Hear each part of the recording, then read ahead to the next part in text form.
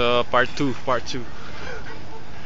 Dito kami ngayon sa Tagaytay. Bakit? Ba't tayo nandito? Lunch lang kami. Lunch? Oh, gano'n talaga. Wala, nagkape nga lang kami.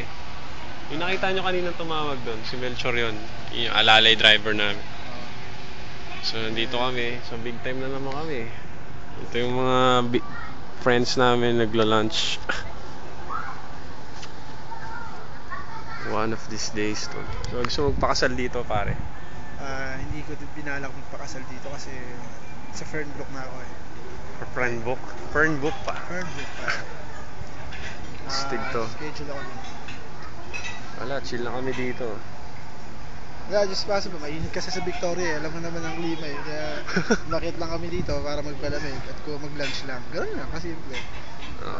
Yung mga nasa abroad, kaya nga sinasabi ko sa inyo, walang ganyan dyan. Paul, nakapanood mo to. Si Melchor nandito na.